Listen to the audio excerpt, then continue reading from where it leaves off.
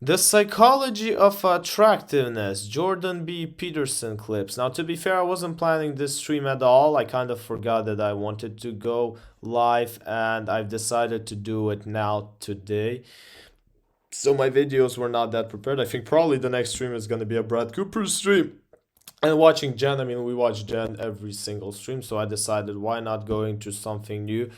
And Jordan Peterson may actually suggest something new as his Psychology of Attractiveness. To be fair, a lot of people struggle with this problem, and yet I think like trying to understand what is actually attractive to other people and what is not. So yeah, why not checking out what this guy has to say? I mean, he is indeed a famous dude, so let's check it out. The correlation between perceived mate attractiveness with regards to women perceiving men, the correlation between socioeconomic status and perceived attractiveness is about 0.6, which is a higher correlation than the correlation between general cognitive ability and grades. Okay, you can already spot on that compared to other YouTube videos we have watched on previous streams. Jordan Peterson speaks in way harder words, and I'm not like I mean I do speak very well English, and I understand mostly what he says, but it's giving me a hard time still. It's not my native language, so And I use that as an example because that's one of the most robust and powerful findings in the social sciences. Whereas the correlation between socioeconomic status and perceived mate attractiveness for women by men is zero or slightly negative. So it's a walloping difference. And that's associated with the proclivity of women to preferentially mate across hierarchies and up, and men to mate across hierarchies and down. That's okay, so relatively he's well. talking that for a man to be more attractive to a woman is harder than for a woman to be more attractive to a man. I mean, I don't judge him here on this one. I absolutely agree. Established Also, DW plus is this Daily Wire? Like, did he come and say and talk it on Daily Wire? Did like, I don't know, Shapiro invite him or something? us culturally, and the proclivity doesn't ameliorate much in, say, the Scandinavian countries. It ameliorates slightly. And then there are other hallmarks of attractiveness on the female side, and this is where I want to go with the beauty myth. We know that babies, for example, will gaze much longer, even as newborns, at symmetrical faces. And there is this doll-like aspect that you described. So one of the hallmarks of sexual attractiveness is neotenic faces. And so there's a proclivity for organisms to evolve towards their juvenile forms. Okay, Jordan, no offense. I mean, I do understand, but I really, it's super hard. It's almost, it's over midnight. I don't want to think about your words. Speak a lot easier so that I can later repeat it with my own words and actually explain it to some viewers who are trying to see me react to you. Like, come on, if they wanted to watch you, they could just go to another video. Please. That's neoteny.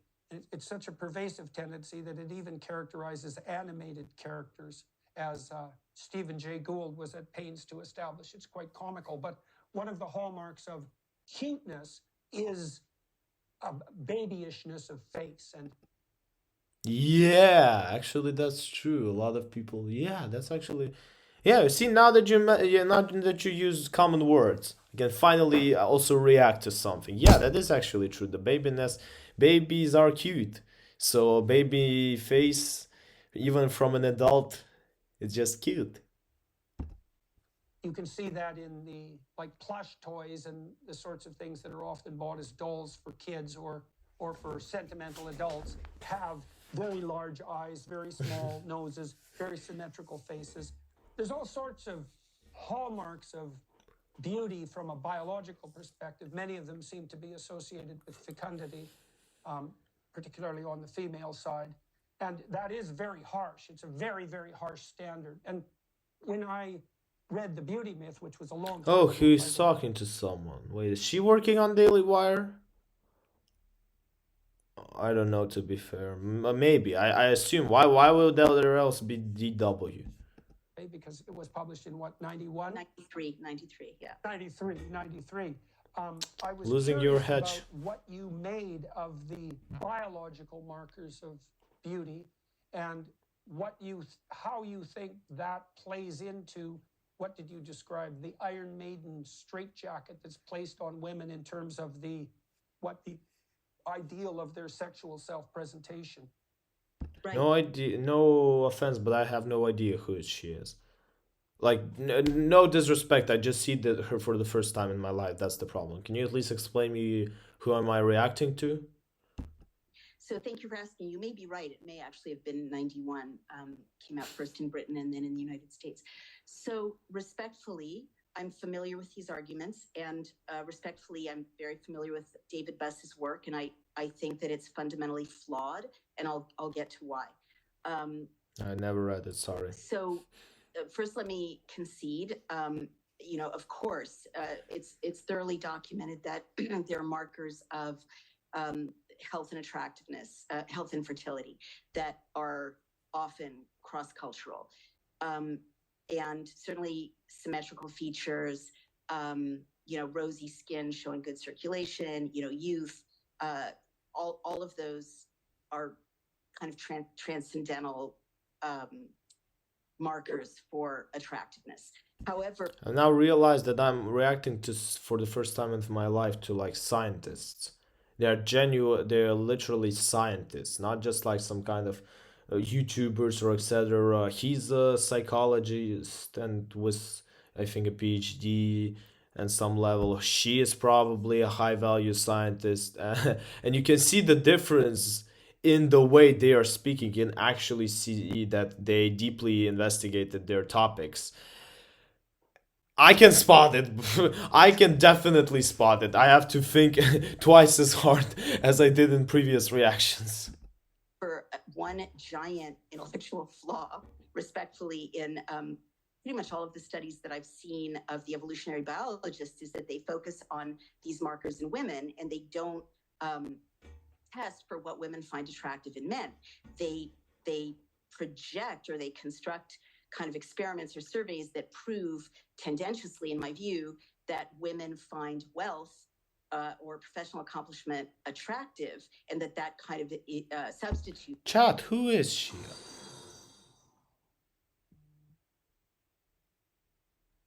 What was that? I just heard some glass falling.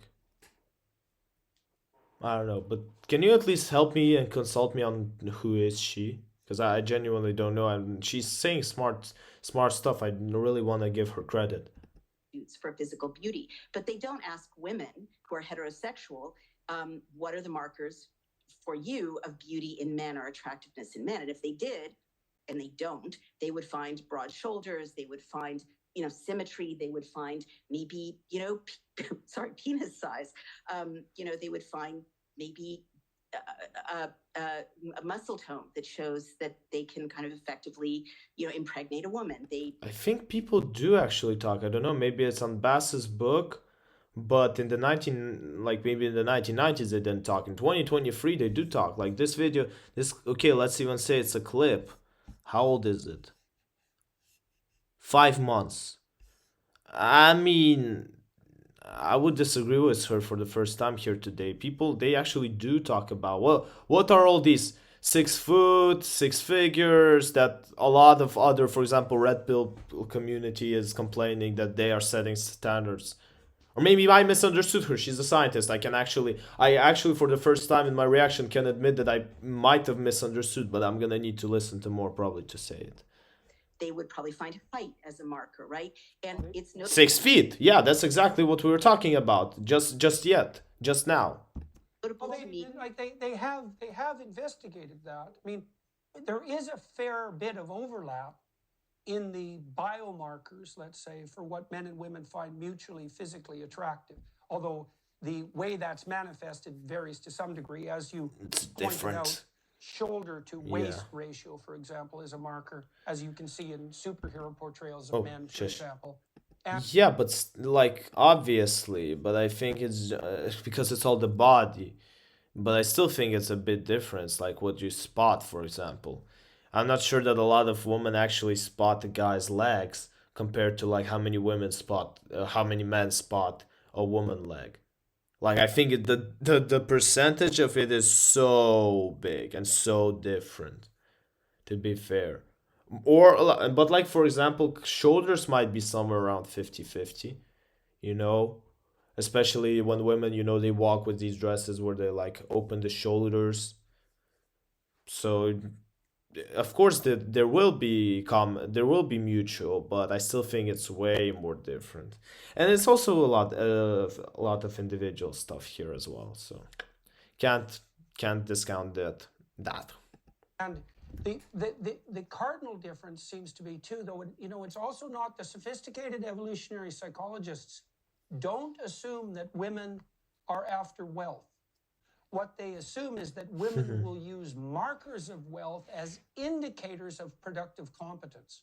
Right, but let me get there, please, because to me that's also a conceptual flaw.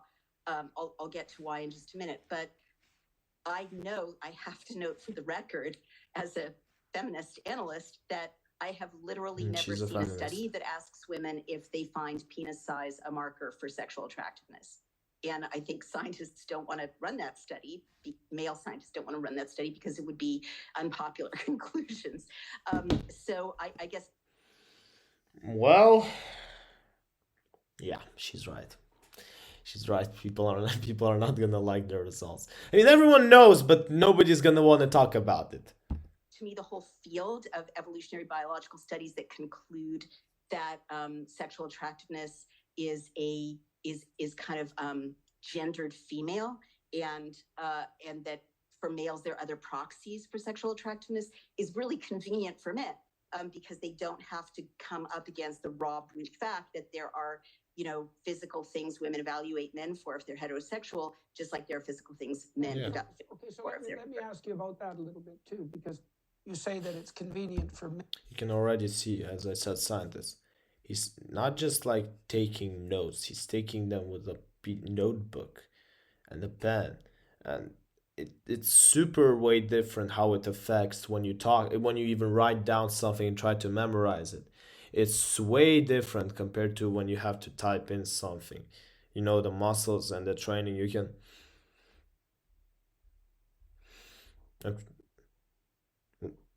No, okay, I'm not. Where am I? I'm not sneezing. Okay, yeah, it's good.